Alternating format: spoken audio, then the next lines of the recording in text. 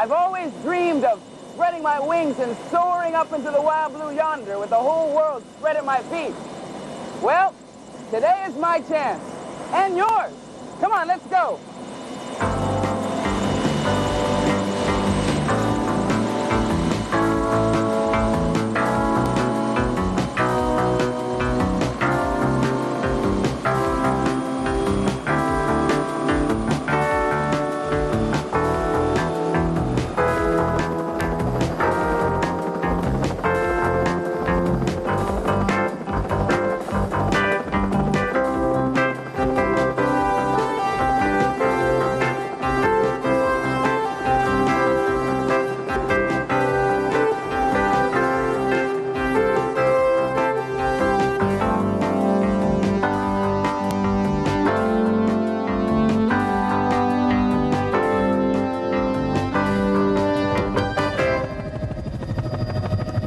This is great. I love flying around in this giant dragonfly. But this is just the first leg, or should I say wing, of my journey. My secret dream is to soar right above the treetops with nothing between me and thin air. And that's just what I'm about to do. We're the latest arrivals at the Palmetto Balloon Classic in Camden, South Carolina. There are over 40 hot air balloons here, of all sizes and all colors of the rainbow. Balloonists from across the country have come here to share the excitement of sailing over the Carolina countryside together. After the preparations are over, these balloons will pepper the skies with a fleet of colored polka dots. It's an incredible sight to behold. Whoa, look at this! I think they're expecting us. Let's go down and see what's happening.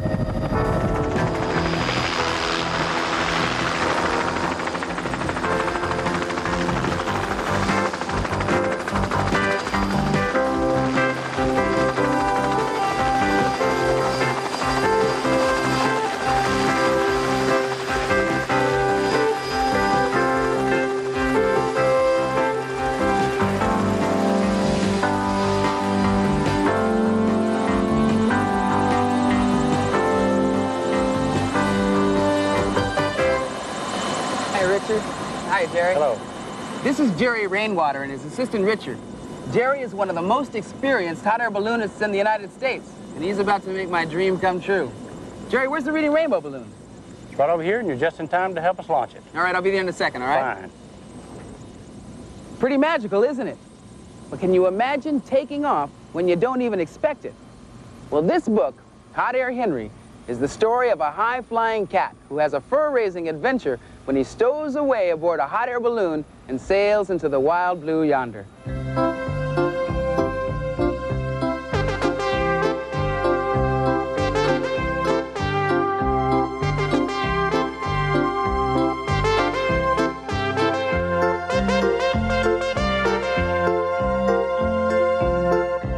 Hot Air Henry by Mary Calhoun, illustrated by Eric Ingram. Read by William Wyndham.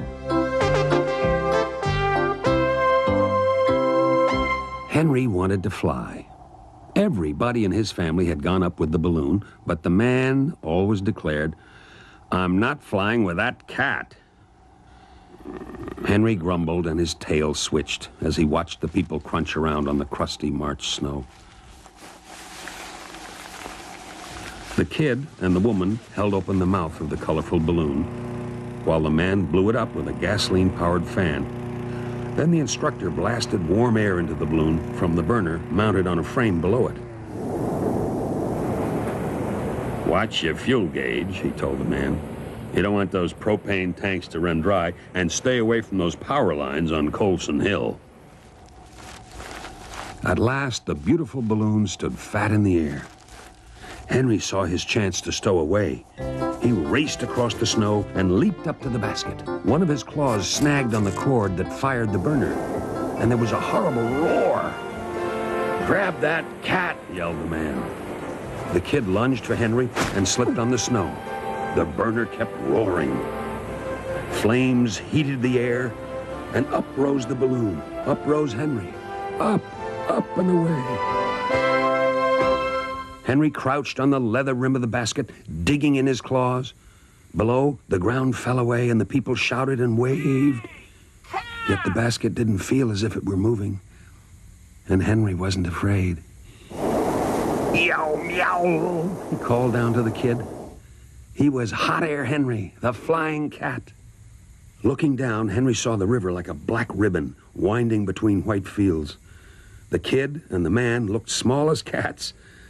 The balloon drifted silent as a cloud, and Henry loved the glorious bubble that carried him across the sky. But now he'd had his flight, and it was the man's turn to solo. Time to go down. How? Henry stood up and tried pulling the cord.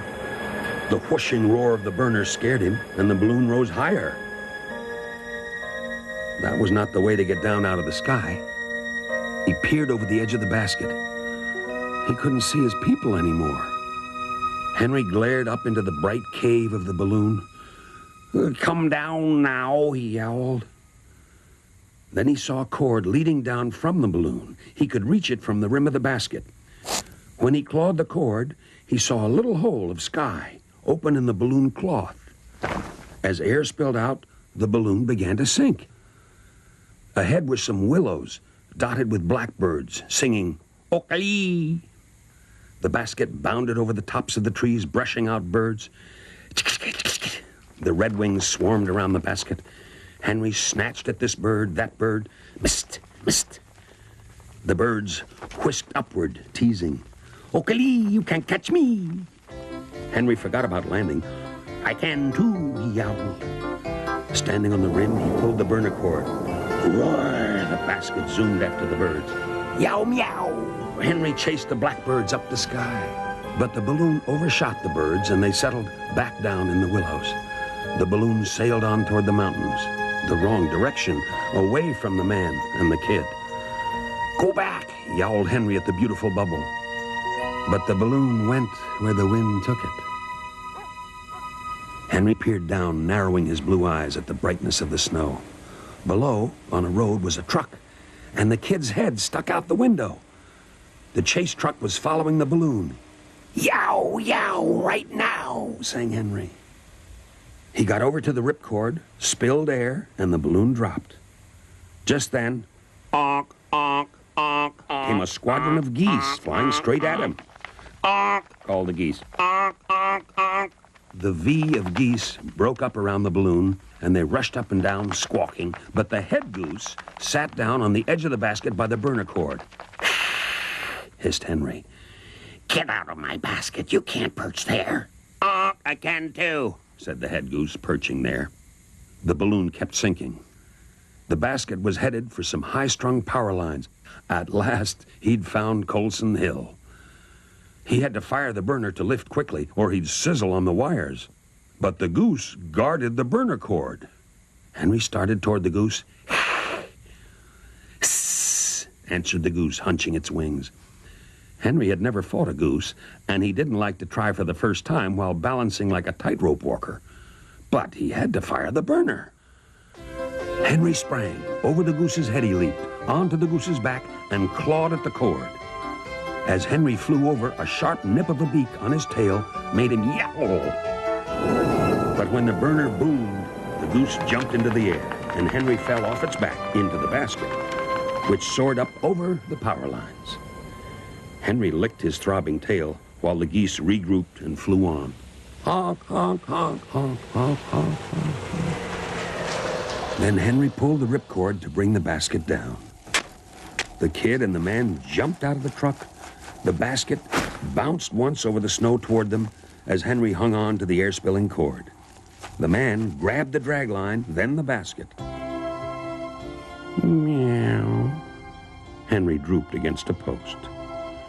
The man might be mad at him for going off with the balloon. Henry leaned his head on the man's chest. Purr, meow. He begged pardon for soloing sooner than the man. "Wow, some high-flying cat," said the kid, punching down the balloon cloth. "Meow," said Henry, smoothing the man's chest. Wise old flying cat.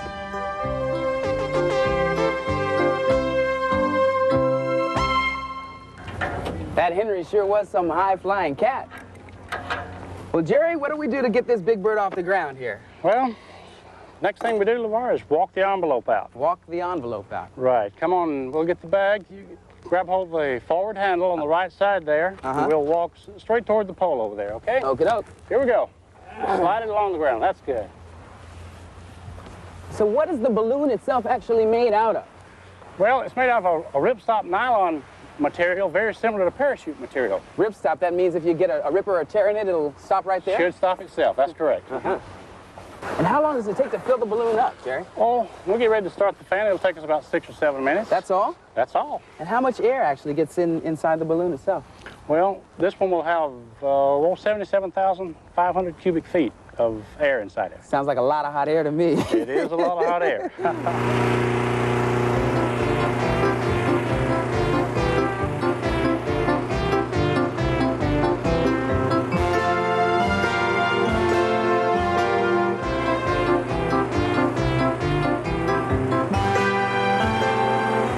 Inflating a hot air balloon takes lots of muscle and concentration.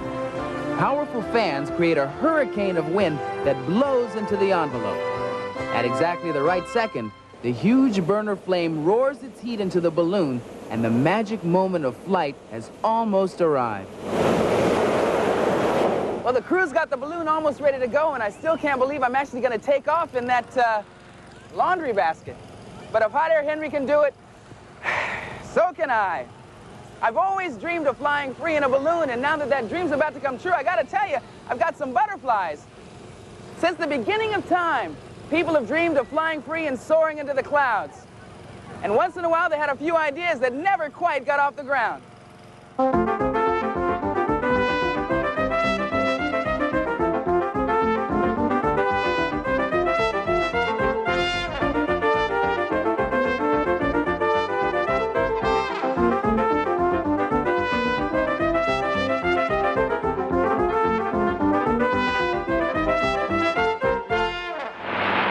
Here I am with a new device called the ornithopter.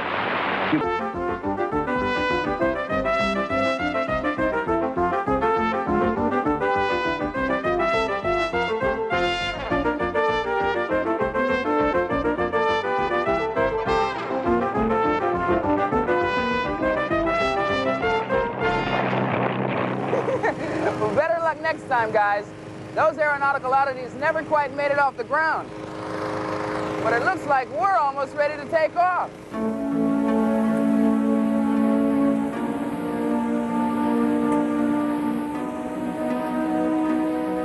The launch field is blooming with color as the burners and fans breathe life into the billowing silk. Once that hot air is inside, those balloons really want to fly. And now hands and faces strain with effort to keep the baskets on the ground. Last-minute passengers scramble aboard, and up and aloft they fly, moving at the will of the wind.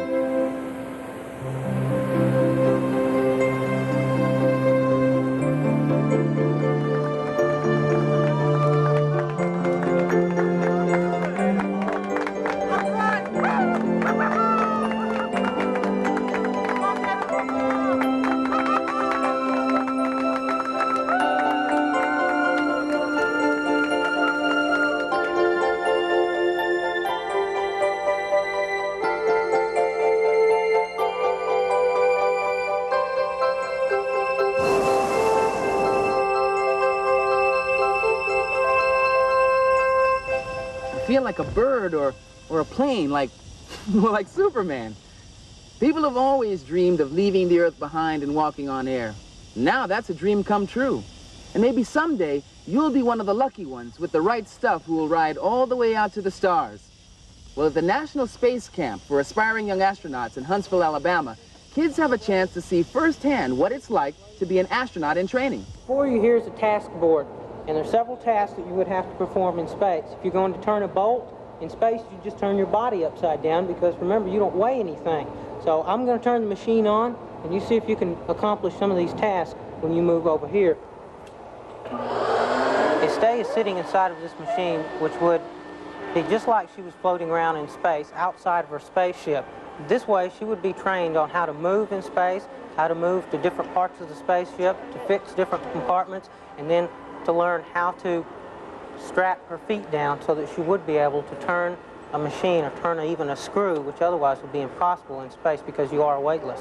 How long do you think you'll have to work in there before you get it down? A year, 3 years. 3 years? Well, it takes a few years of training to learn how to work in space. How would you like to feel what it's like to walk on the moon? Okay.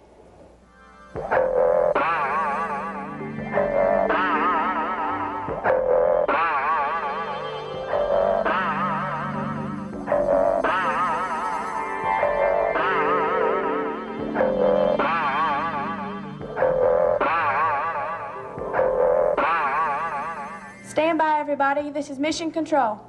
Launch sequence beginning. Mission controllers actually tell the people in the cockpit, the actual astronauts who are going to space, which buttons to push, when to push them, and whether or not to launch or to abort, or to stop the mission, to come home early, when to eat the meals, when to do special missions that you have in space. 4, 3, 2, 1.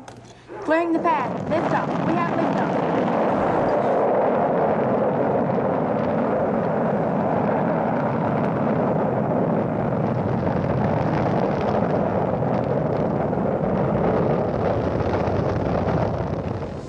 Everybody ready for lunch? Yeah. Yes. How about a ham sandwich?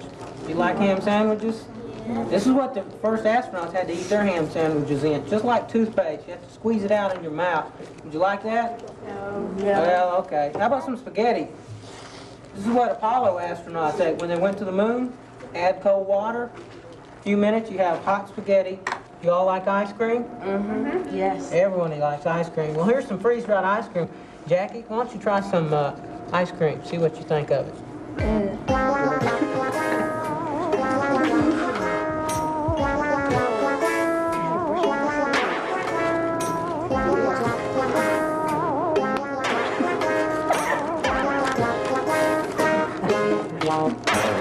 Boy, after eating all this food, I bet y'all can't wait to go to dinner. No, No? Well, how about a ride on the moon buggy? Like that? Yeah.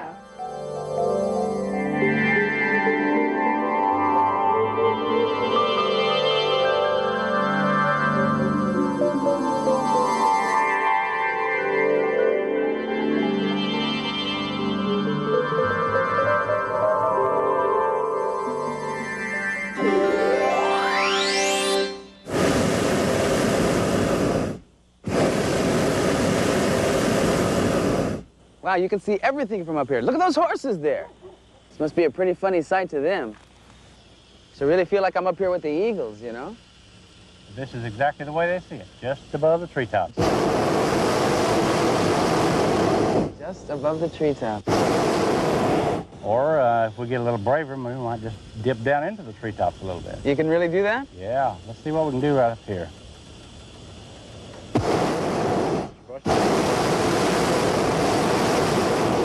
Brush the basket through and pick some leaves as we go by. Really?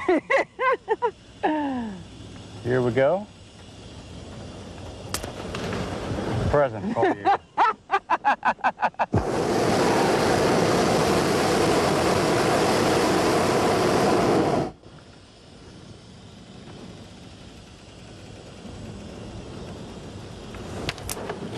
Another small pine Christmas tree for you. This is great.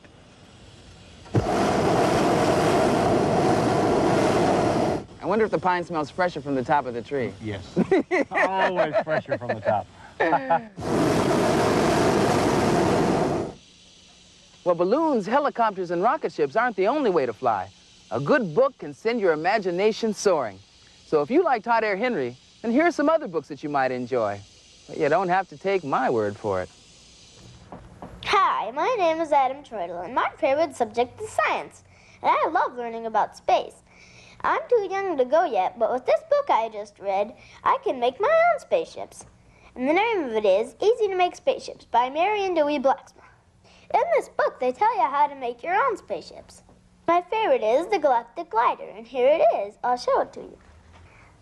What I made it out of was 3 styrofoam cups and 2 plastic straws, and I used colored tape to decorate it. This is a great book, especially if you like to make things with stuff you find around the house. And they really fly. Watch Galactic Glider take off. Hello, my name is Yolanda, and I love to spend time with my mother because that's when we have our woman-to-woman talk, and that's what this book is all about. And the title is Just Us Women. This is a story about a little girl who goes on the trip with her aunt, and they go from Virginia to North Carolina. They really have a nice time because they ride around the car with the top down. One of the best parts was when they went shopping and they got all the junk they liked. Finally, they got where they were going and everybody was waiting on the front porch. And they said, "What took you so long?" And they said, "We had to have a woman-to-woman talk. No boys, no men, just us women." Hi everybody, do you like high adventure? Well, if you do, you'll like this book. It's called The Big Balloon Race, and it's about a girl named Ariel who gets caught in a balloon with her mother. The great thing about this book is that it's a true story. It really made me wish that I was in a hot air balloon too. One of the best parts is when they went into a rain cloud and then they fell into a lake. And Ariel pulled the balloon out of the water and saved the day. It was really neat how they blew up a hot air balloon. And I never knew how they did that before. I'm Vincent Alejandro. I'm not going to tell you who wins the great balloon race. You'll have to find it out yourself. But I can tell you one thing, it's a great story.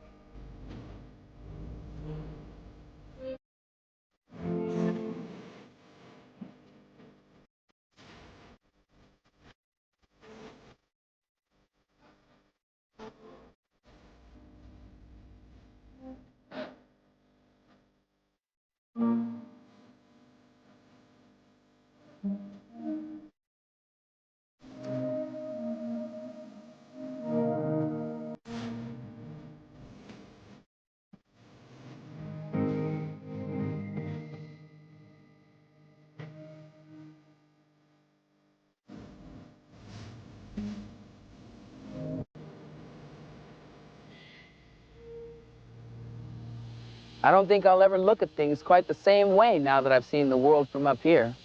I hope every one of you gets a chance to fly like this someday.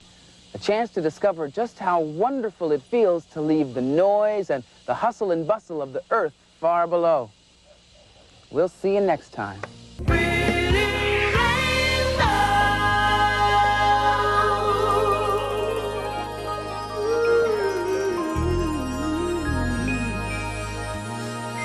Doodly doodly doodly doo. Any idea what this is? Is it a dizzy worm? Or an insane weather vane? You guessed it. This is a snail at home watching Reading Rainbow. Hi there. Are you a doodler? Well, I am. I'm always scribbling in the margins of my notebooks. An empty page makes my fingers itch to fill it up. Uh-oh. Oh, wait a minute. I bet you I can turn this splat into another doodle. See if you can guess what this one is. This is a Martian taking a meteor shower. How about that? You know, I get pretty attached to my doodles, so I save them. I mean, who knows? I might want to turn them all into a book one day. Well, these are some of the things you need to make a book. Some string, little glue, some ink, and especially some paper. But you know, an idea has to start here or here before a book can take on a life of its own. And sometimes ideas come through serendipity or happy accidents. You see something like, well, like this, and it just gets you going. And it gets different people going in different directions.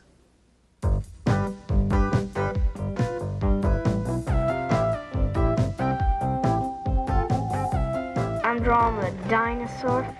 He's got sharp teeth, very sharp teeth.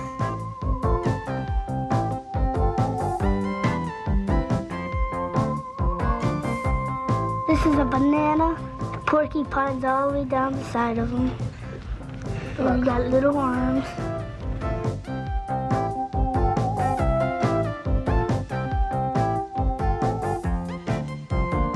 The two-headed monster. Smells funky. And he eats two-headed wolves.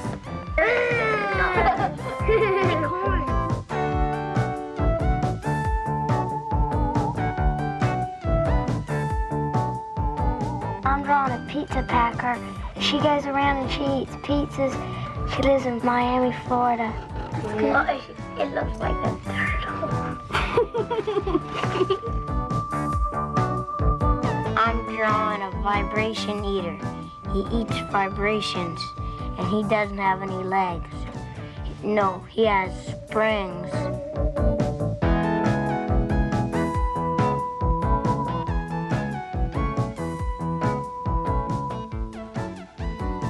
They eat lizards. Where do they live? They live inside a big, gigantic flying saucer.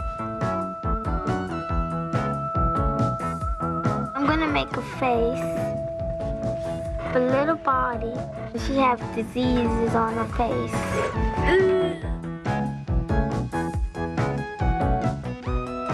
He's a big-eyed monster, and his name is Pterodactyl.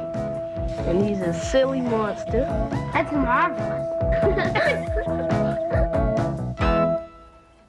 When you start out with a doodle and an inspiration, there's no telling where you might end up. Well, this book, Simon's book, started out with a doodle just like this one. Then it took on a life of its own. Watch. See if you can spot it.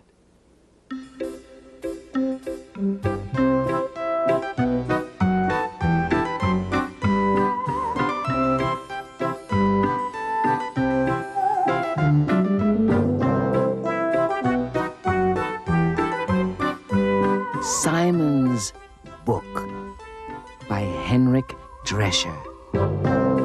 Read by Ruby D. Late one evening, a young boy began to draw a story about Simon and the scary monster. He became drowsy, and instead of finishing the drawing, the boy headed for the comfort of his downy bed, leaving Simon stranded on the page with a big, furry beast. As soon as the boy was asleep, a curious sound came from the direction of the drawing table. First, it was a faint shuffle, then a louder rustle. One by one, like caterpillars, the pens crept out of their jar onto the drawing pad. The bottle of ink followed.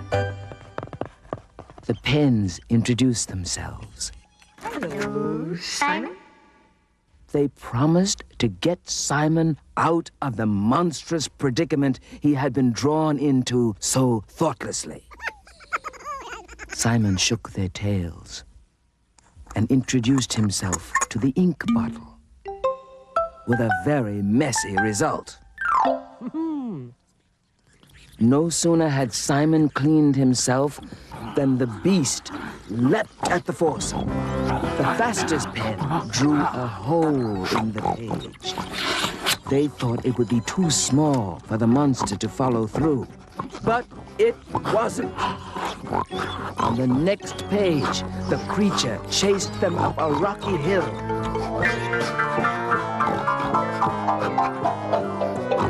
Simon tumbled as the pen spun out of control. The ink bottle hit the ground with a great thud, spilling over one page and onto the next. Almost out of energy and ink, Simon and his friends watched as the beast crept toward them through the splatter. It perched silently above them, waiting for the right moment to leap. Suddenly, it jumped at Simon. But to his surprise, the beast gave him a big, sloppy kiss.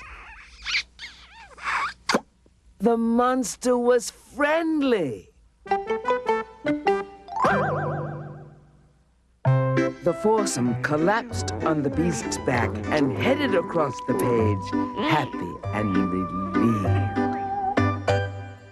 When they arrived at the last page, the pens drew a soft, warm bed and cover using the last drop of ink.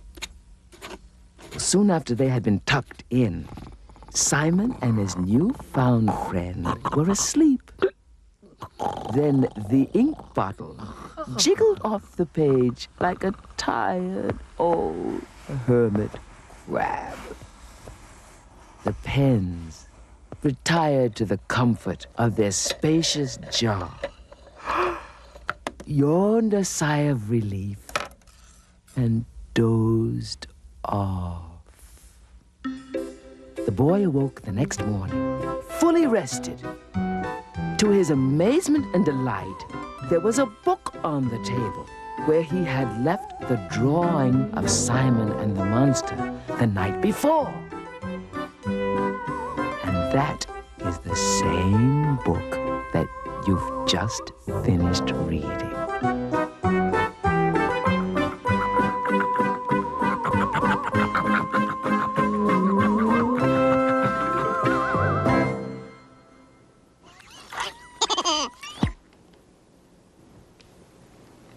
You know, sometimes I get a sneaky suspicion that Simon and his monster are busy running around in here, jumping through holes in the pages, swinging on pens, and munching on paper.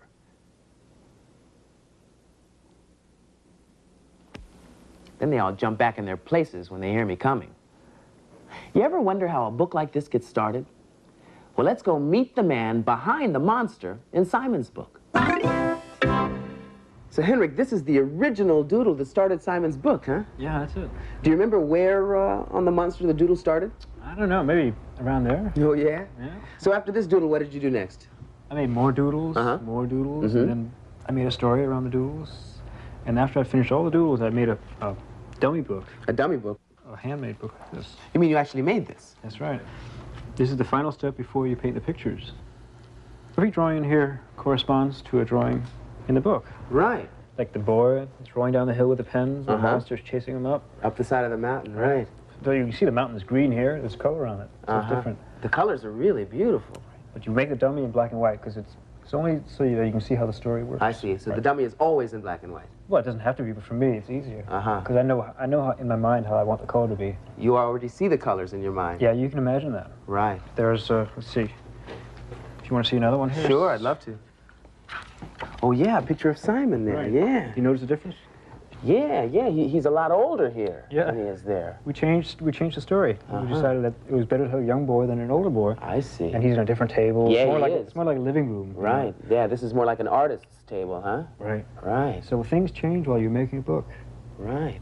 Now, you have all kinds of doodles and stuff in your margins here. Is that normal for artists? I don't know. For me, it's normal.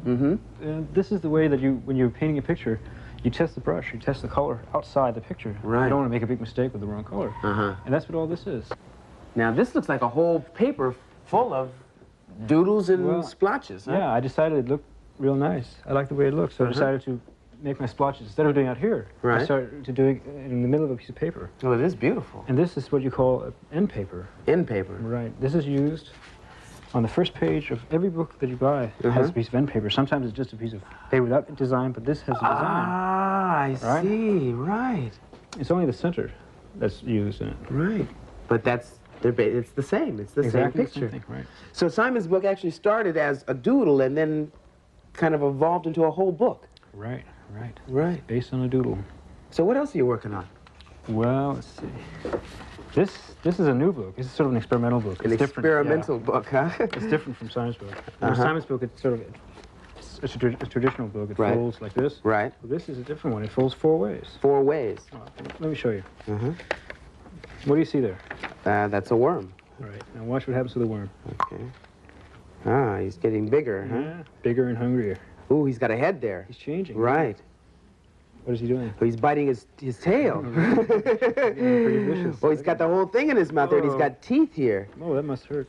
And his head, it's getting bigger. He's getting much bigger. Whoa. And it's turning into something, a monster, huh? It looks a lot like that, doesn't it? The one in Simon's book, right? There you go. A burping beast.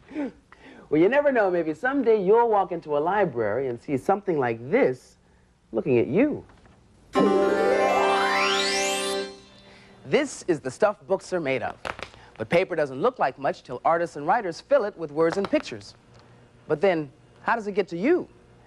Well, the printers here at Ray Lithography turn blank sheets of paper like this into books like this. And the more copies there are, the better the chance you'll end up with one. There are many people hidden between the lines of a book, the people who help print it. Let's go see how they do it. Wow, this is really neat. Printing a book is a complicated process with a lot of steps. This may look like magic, but it takes a combination of scientific know-how and creative talent. Believe it or not, all the colors you see on the cover of any book are printed with only the 4 basic colors: red, yellow, blue, and black. When those 4 colors are printed on the same piece of paper, they can create all the colors of the rainbow. Al is testing each color, making sure it's exactly right. So all the colors will fit back together and add up to a picture, like this. That was really incredible. So what happens next, Al? Now with that we know that the color's okay, the job's now ready to go into the plate room. Okay.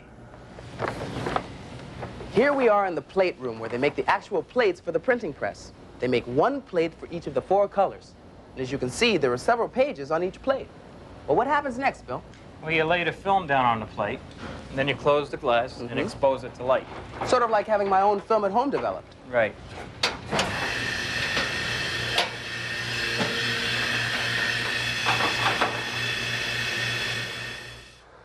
Once the aluminum plate is exposed, it goes through the developer. Then it's ready to go on the printing press.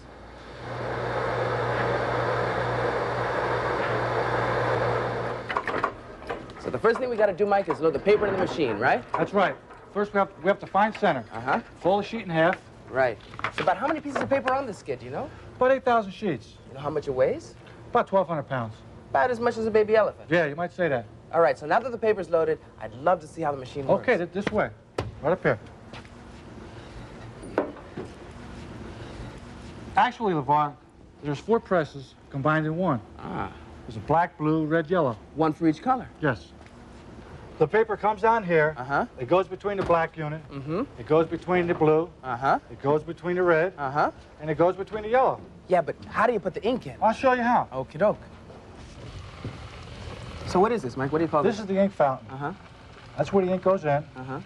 And this is the agitator. What, this thing rolling down here? Right here. Right. And it keeps moving the ink back and forth so it won't dry. Right. If it hardens up, then what happens? Then we got trouble. We got trouble, Then we got trouble. So can we put some ink in the fountain? Sure, I'll let you do it. Okay. A little bit of yellow. I love these colors. They're so rich. Right? So what, I just scoop some in? Yeah. Ooh, it's so sticky. It's like peanut butter. It's really not like ink at all. And okay, a little bit. On the roller here? Yeah. Right on there. Fine. Just like that. Good. All right. Very good. This is the same plate that we made in the other room, the plate department, and it's bent around the drum. So when the paper runs through, it prints from the plate to the blanket, and then it's done. On the paper. That's right. Mike, now that we've seen how the machine works, can we go turn it on? Sure, this way. All right. All we have to do is push one button to start the press up. Which one? Right there. May I? Sure. All right.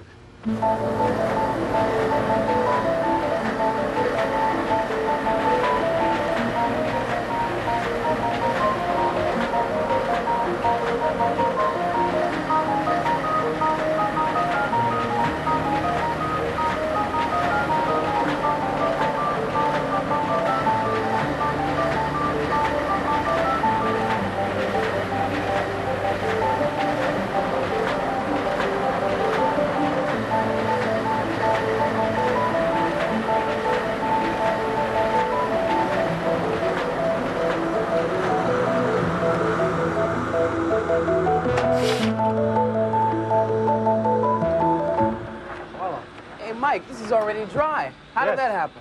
We have special heat lamps that dry the sheet as the sheets come through the press. Just that fast? Yes. Hey, you know what? This is the terrible thing that happened at our house. That's a Reading Rainbow book. Now, these big sheets have to be turned by hand so they can go back through the press to be printed on the other side. You know, I always wondered how the print got on both sides of the page. Now I know. Once the second side is printed, then these sheets go to the bindery where all of this paper finally starts to look like a real book. I wrote a book, but I only had a copy for me. So I took my book, printed all the pages, and now they're going to the bindery. Come along and see. At the bindery, the pages are stacked and trimmed to just the perfect size. Every measurement must be exact to make lots of books right before your eyes. At the bindery, at the bindery, at the bindery, come along and see. They fold the pages and they're trimmed again, and now they're ready to be sewn. The groups of pages are all stacked, and then you can really see how my book has grown at the bindery. They glue the covers on, now the books are done, and each one will have a life of its own.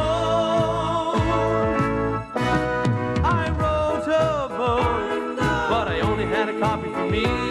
So I took my book, I made a copy for everybody at the bindery, at the bindery, at the bindery, at the bindery, at the bindery, at the bindery, at the bindery. Whew, hot off the presses.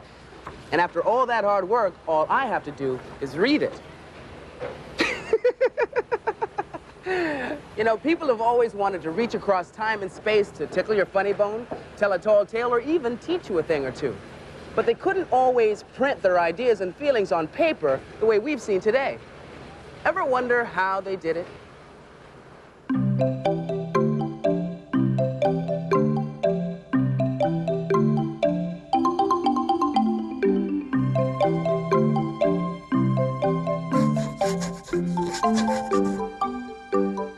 I love you.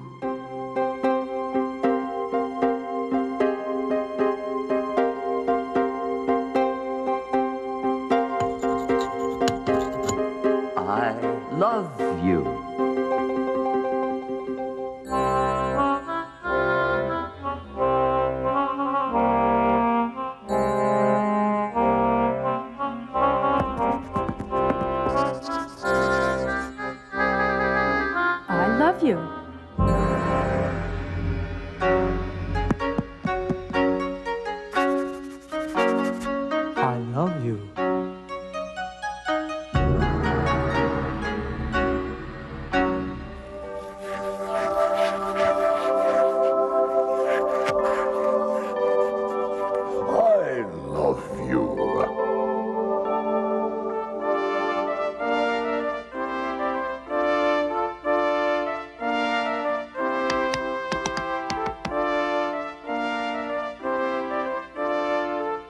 love you.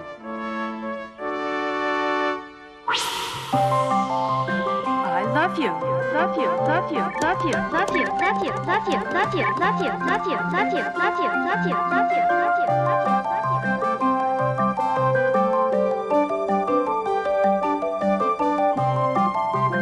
I love you. Once a book is printed and bound, it gets shipped to libraries and bookstores. Then it's up to you to pick it off the shelf and bring it to life by reading it. But of course, the reader decides which book to pick. Well, if you like Simon's book, then here... I said if you like Simon's book, then here are some others that you might...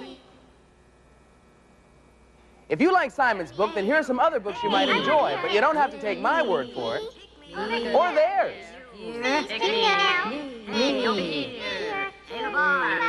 Hi, my name is David Nieves. Have you ever gotten scared when you thought something was under your bed? Well, I have, and this is a book that makes everything you thought was under your bed funny. It's called What's Under My Bed by James Stevenson. It's about two kids, Marianne and Louie. They got really scared one night because their grandfather told them a story about when he was a little boy. He had a mustache and everything.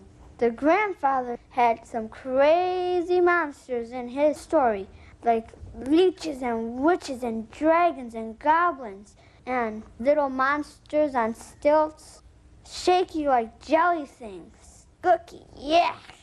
I think you should read this book because they're great pictures and they're crazy monsters. But of course, you know there aren't such things as monsters. So this is a great book to read just before you go to bed. It gets a lot of laughs out of you. Hi, everybody. My name is Charlene Anderson. I just read a very funny book called Me and Niecy by Eloise Greenfield. This book was about a girl named Janelle who makes up an imaginary friend called Niecy. Niecy's always getting Janelle in trouble. When Mama's braiding Janelle's hair, Niecy jumps up and down and makes noises so Janelle looks away. So Mama has to yank her head around. And when Aunt Bee comes to visit, Niecy sits on the couch right under her. As soon as Janelle starts to school, Niecy leaves. Janelle is a little bit sad because she's losing her imaginary friend. I like this book because it showed me it's okay to have imaginary friends, and it's great to have real ones too. Hi, my name is Jose Garassi. I just read a book that you should really read. It's called Begin at the Beginning by Amy Schwartz. It's about this little girl named Sarah, and she has a very big problem and she doesn't know where to begin. Sarah comes home from school one day, and her mother was in the kitchen baking cookies. Her mother asked her, "How was school today, dear?" And Sarah said, "Oh, it was horrible. My first clay pot fell right apart, and then my toothpick tree collapsed. Then the worst part is, Miss Weinstein picked me to do the painting for the art show tomorrow, and I don't have one idea." Sarah was going to paint the whole universe, but she didn't know where to begin. Sarah solves the problem, but if you want to know how, take out your library card and ask for Begin at the Beginning by Amy Schwartz. It's a wonderful book. Soon these books will be on the road and headed in your direction. But you don't have to make 12,000 copies of a book before it has a life of its own. Your individual, handmade, one-of-a-kind book can be just as real. All of these books started out as an idea or a feeling. And look where they ended up. Stacked on skids, ready to be shipped all over the country. Who knows? One of these books might have your name on it. Simon's book started out as a doodle. Maybe there's an idea or a doodle you can't let go of, or that won't let go of you. So hang on to it. Even the littlest idea can end up as something big. Okay, LeVar, take it away. Thanks, Bill. We'll see you next time.